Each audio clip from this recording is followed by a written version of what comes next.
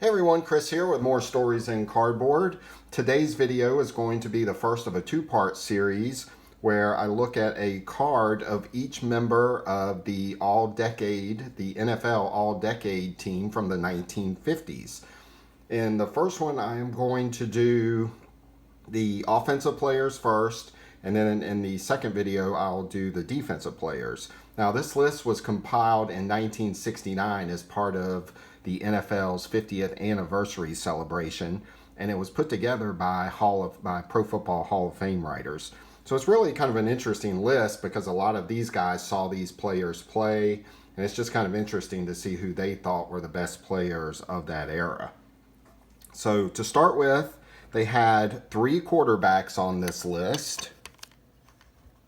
The first one was Otto of the Cleveland Browns. This is a 1951 Bowman card of him. Just a beautiful card. I love that old logo for the Cleveland Browns, and this is just a great card with really nice color with that blue sky background there.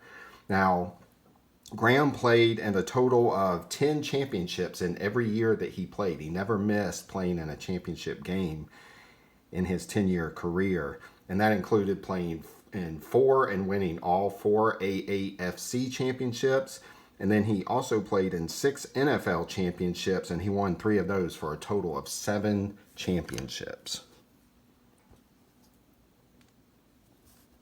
The next quarterback on the list is the Detroit Lions' Bobby Layne. Now, Bobby Layne, I think a lot of people really overlook how good this guy was. And he played for the Detroit Lions. He was part of 3 championship teams, leading the team at quarterback in 1952 and 1953 in back-to-back championship wins over the Cleveland Browns. And in 1957, he was the starting quarterback but got hurt. I think it was the second to last game of the season, and Tobin Rote ended up coming in. Bobby Layne broke his ankle, and Rote came in and led the Lions to the NFL championship that year. But one thing that is really overlooked about Bobby Layne, there's a lot of stories about his partying and his drinking and things of that nature, but he was one of the great leaders in the NFL during that time period. Now, the third quarterback that we're going to show here is Norm Van Brocklin of the Los Angeles Rams. This is his rookie card from the 1951 Bowman set. And Norm Van Brocklin, to date, he still holds the record for most passing yards in a game. He had 554 yards passing the opening game of the 1951 season. And that's a record that is still good today, which is just amazing in the past happy NFL that we have today. It's amazing that he still holds that record. I personally, and I don't really talk about prices of cards much, but I think his cards are really undervalued because of that record alone. And he led the 1951 Rams, who won the NFL championship that year, to a record of 38.8 points a game, which is still a record that still stands today. Now, the next position we have is halfback. There were 4 of these on the team. This is Frank Gifford of the New York Giants. He and the Giants won an NFL championship in 1956. And for a lot of people, they remember Frank Gifford for his stint on Monday Night Football. It's from the 1955 Bowman set. Then we have another 1955 Bowman card, another halfback, Ollie Matson of the Chicago Cardinals. He has some really interesting poses. A lot of his poses on his cards, you see him with his mouth open. And this is one of my favorite cards of his. I love the blue on this card, the blue background and the white around him as the player. It's just a great looking card. I think the blue really goes well with the Chicago Cardinals uniform there.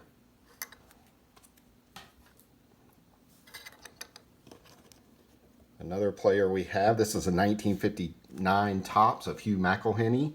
He was played for the San Francisco 49ers. He was nicknamed the King, and he was one of the more popular players during the 50s and 60s. And he was part of the $1 million backfield for the San Francisco 49ers, along with John Henry Johnson, Joe Perry and Y.A. Tittle. It's really a shame that the 49ers never won or played in an NFL championship during that time period, because they had a really, really good team. But the problem was they kind of ran up against the Lions and the Los Angeles Rams during that time period, and they were usually getting beat out. Now, in 1957, they were tied with the Lions at the end of the season, had a playoff game, and Tobin Rote led an incredible fourth quarter comeback for the Lions to come back and beat the 49ers. One of my favorite cards from the 50s is this rookie card, 1956 Topps Lenny Moore.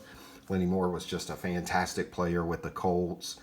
This is just such an incredible looking card with that orange background and the blue Colts jersey and the old school Colts logo up in the right hand corner there.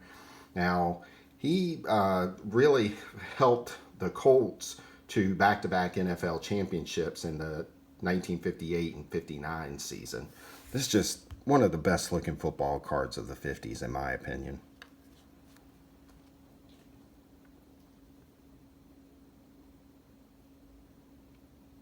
Now we have fullbacks. I'm going to put this 57 Topps this way. And this is Ameche. He is one of 3 players on this offensive team that are not in the Hall of Fame. Everyone else is in the Hall of Fame. He is one of the 3 that are not in the Hall of Fame. He was nicknamed the Iron Horse and was a Heisman Trophy winner in 1954. And he scored the winning touchdown in the 1958 NFL Championship game in overtime. The other fullback is Joe the Jet Perry. I love this card with the orange framing there and the way it goes with his 49er jersey. I think this is a great looking card, and he was also part of that $1 million backfield along with John Henry Johnson, McElhenny, and Y.A. Tittle. Joe Perry, actually, he's a very underrated player too. He was the first black player to win MVP in the NFL, and he was also the first back-to-back player to rush for over 1,000 yards in a season. To me, he is one of the most underappreciated Hall of Famers in pro football. Now, speaking of underappreciated players, I think this is one also, and that is at the end position. There are 3 ends on this list. Now, back then, ends were considered basically your wide receivers and even your tight ends. And he's a member of this team. This is his rookie card from 1957 Topps. And Barry was just a fantastic player that a lot of people seem to have forgotten about. But I love this card with the green, with the background here, green, and then the contrast of the orange. I think it looks great. And then with the blue uniform, I just think it really makes the card pop. But he was a huge part in that championship game as well.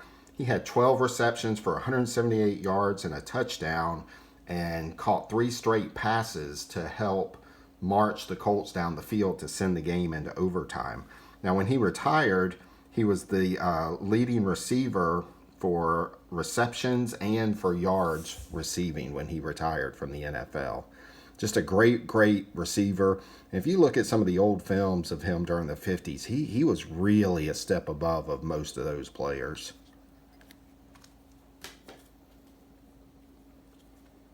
Now, another one is Tom Fears, another end, Tom Fears of the Rams. These Rams cards from the 50s are just fantastic. I mean, they're just beautiful cards with the helmet. And at the time, the Rams were the only team that had the logo on their helmets.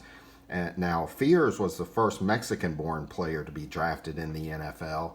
He was also the first the New Orleans Saints' first head football coach, and was also the first Latino head coach in the NFL. And Fears, along with Crazylegs Hirsch and Bob Boyd, just a fantastic, just offensive juggernaut in the 1950s.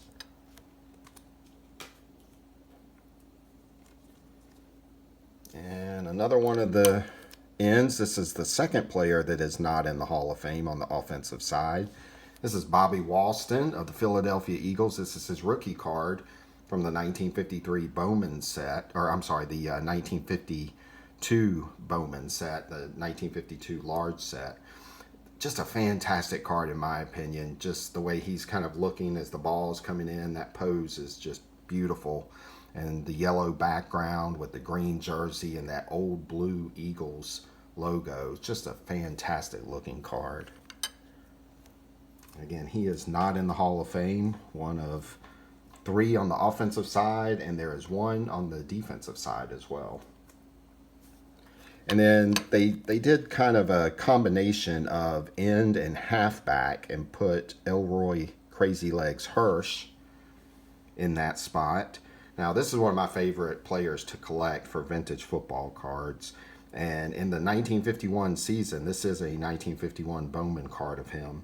And so I really love this card because he had a fantastic year that year where he caught, he had 1,495 yards receiving and 17 touchdowns. And here's the thing, that was in 12 games.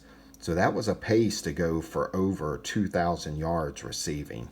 Just had a fantastic year in 1951. I say now we're going to do the offensive tackles. This is Rosey Brown of the New York Giants. Just a lot of people consider him one of the best linemen ever, and actually won Lineman of the Year in 1956 when he was a big part of helping lead the New York Giants to the NFL championship, blocking and opening holes for guys like Frank Gifford, Alex Webster, and Mel Triplett. Beautiful card here with the orange background and the blue Giants jersey. I'm a big fan of the 1959 top set. I think it just has some great pictures. You get the close-up view of some of these players, and just the colors are fantastic. And another 1959 tops, we have Bob St. Clair, who was just a mountain of a man and was considered the biggest player in pro football at the time. He was 6'9", weighed around 270 pounds, and just a great player. This is a beautiful card. I love the blue background. I think the blue backgrounds look great on the 1959 tops cards.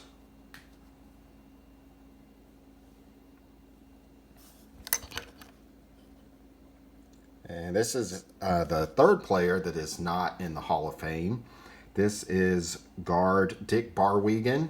He played for the Baltimore Colts, and he, again, an offensive guard, was considered one of the best offensive linemen of this era and is not in the Hall of Fame. I think this is a beautiful card, too, with that green jersey, and colors are really nice on this card. Then we have Jim Parker, who for the first few years, this is Jim Parker's rookie card from 1959 tops. For the first 5 or 6 years of his career, he played offensive tackle, and then he got moved to offensive guard to make room for Bob Vogel, and he actually ended up getting on the All-Decade team as a guard.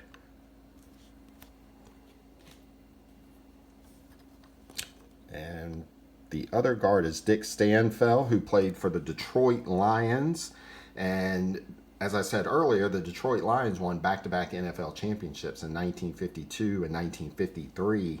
And he was actually named the MVP of the Detroit Lions in 1953. And this is a beautiful card with the purple background. I think looks great on the Colts cards with that purple, kind of purplish background in their blue jersey and the fantastic Lions logo. He was also the offensive line coach for the Chicago Bears for several years, including the offensive line coach during their Super Bowl 20 victory. And Mike Ditka called him the greatest offensive line coach he ever had. Now, this is your center. This is Concrete Charlie, Chuck Bednarik. Beautiful card with the yellow background and that old NFL helmet with the green jersey. This is just a fantastic card. I'm a big fan of the 1953 Bowman set, as those who have watched many of my videos know. I just think it's a classic set. One of the all-time great tough guys in the NFL. One of the last of the two-way players. And then the last player, they did a kicker. And then here you have Lou, the Toe Groza. This is a 1951 Bowman card of him. Back when kickers were a big part of your scoring in the NFL, they were very, very important. And at the time, no one had really done it better than the Toe, Lou Groza. So that's it for the offensive side. At some point, I will do the defensive side. And I think this was kind of really interesting to see these players and to learn a little bit about them. So I appreciate you watching, and we will talk to you next time.